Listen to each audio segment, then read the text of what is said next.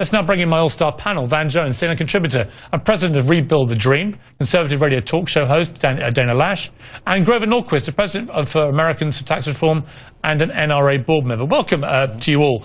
Van Jones, I just spoke against Richard Feldman, who was pretty close to the NRA leadership for quite a while, and the message is loud and clear from the NRA, as it always is. More guns, and you'll deal with gun violence. What do you say to that? Well, I just think people are just flabbergasted to hear this. I mean, the idea that the kind of gun, the size of gun, the kind of magazines, none of this matters, well, then fine. Just pass out bazookas. Start selling neutron bombs on the open market. And then when people start using the bazookas and doing crazy, say, well, it's not the bazooka owner. You see, it's just, I mean, it's not the bazooka, it's just the bazooka owners. Obviously, the size of the cartridge matters. Obviously, the kind of weapon matters. That's why you can't buy bazookas, you can't buy neutron bombs, you can't buy weaponized drones, because these things matter. It's very, very frustrating. The shame that I see right now is that, on the one hand, we're not doing enough about mental health, but then we have people who are hiding behind the fact that we're not doing one thing to stop us from doing anything else, and that's wrong, too. I mean, Marco Rubio says today he's warned that he will filibuster any new gun legislation. Dana Loesch, how can that be an appropriate response to what happened at Sandy Hook?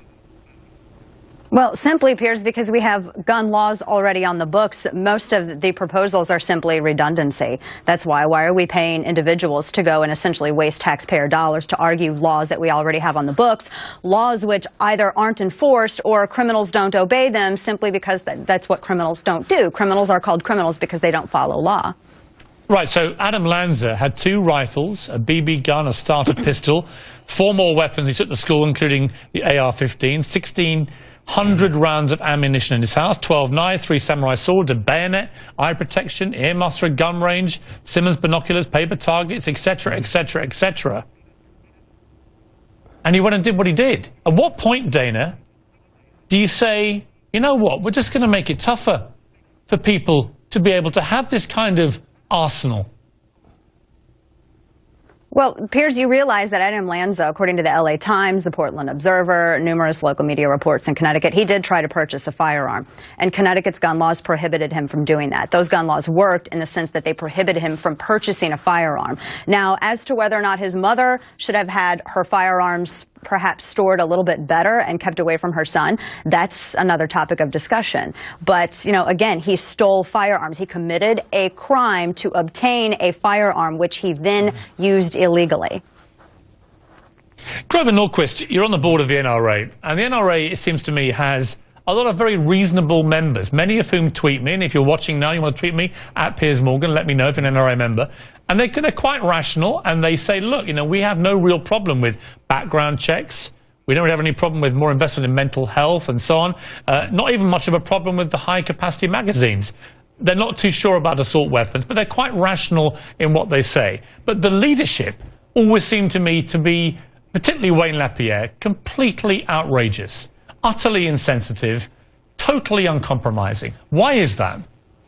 Well, I think if you look at the history of gun laws, make a list of which cities and states have the most oppressive gun laws. You'll find they also have more crime and more shootings. There's actually, if you look at the science, you know, liberals are always saying we should look at the science, and yet they don't want to look at the existing science on whether gun laws make us safer or less safe.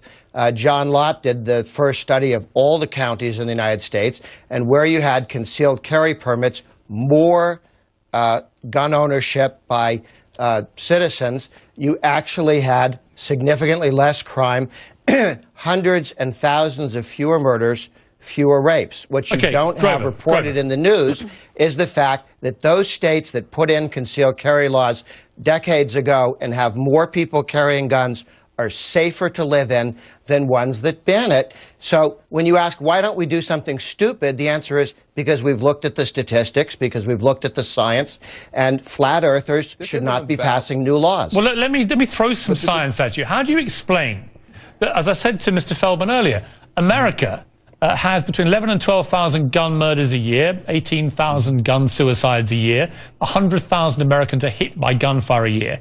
And you look at someone like Britain, or you look at someone like Australia, or Japan, or I could name dozens of other countries that have pretty strict gun control laws and just have negligible gun deaths. I mean, literally like 40 or 50 people a year get killed. How do you explain that, Grover, in any rational way that convinces me that countries that don't have guns in mass circulation have almost no gun crime? Well, if you compare apples and apples and look in the United States, I mean, obviously Brazil and South Africa and other countries have a great number of gun crimes, and they have very serious gun laws. So gun laws haven't solved the problem in other countries.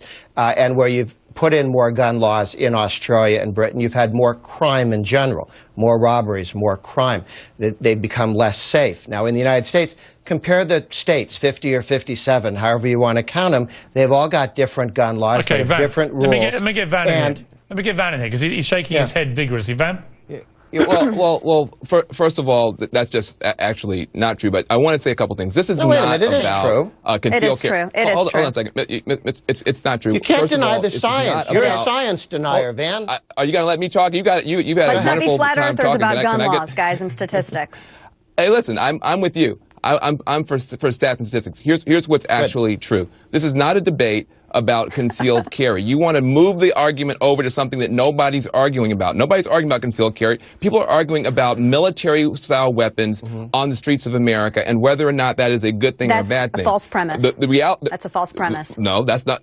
It's a false premise. Van, do you That's the actually know what entire the difference? debate in I'm going to Washington, correct you D.C. because right now. I'm tired of this talking point being put out there. First and foremost, let's get something straight. Military-style assault weapons are not out on the street. We are talking about semi-automatic weapons, weapons that are capable of select fire, or weapons that are fully automatic. Then you can use. No, I'm not going to let this go anymore, Piers. No, Dana, you said this repeatedly on my show. Let's stop conflating. Let's stop playing up on ignorance, and let's stop conflating. General Stanley McChrystal used the phrase. So forget us, forget Van, forget me. One of the great military commanders of the last 20 years in America said these were military-style weapons. So is he wrong? Do you know more about these weapons than General McChrystal does?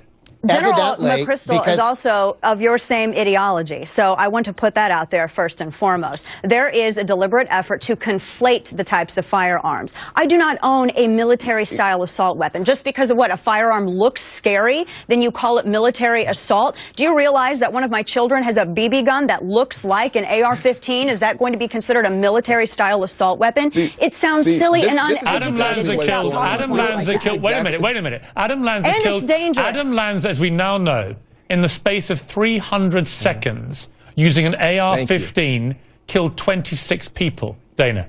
He had magazines. He had magazines with 30 bullets. Yeah. Are you telling me? And he reloaded are you 4 telling times. me that Anyone doesn't? can reload. Are you telling me that Anyone doesn't? can reload. Dana, let me finish. Are you telling me that doesn't qualify as an assault weapon? By the technical definition, no, Piers. Anything can be qualified as an assault weapon. If you stab someone with a spoon, it can be qualified as an assault weapon. So you're equating stabbing somebody with a spoon to shooting dead 26 people. If this is a conversation about a ban on magazine capacity, really? You're talking about stabbing somebody with a spoon? Piers, you can take a speed loader and reload a revolver. 150 rounds, that means he had to reload 4 times. And the only reason that he stopped was because he heard authorities. What you're seeing right now, Van, this is the strategy of the people who actually deliberately want to disarm individuals. You guys talk about magazine, you talk about magazine restrictions. Okay, let Van have his say.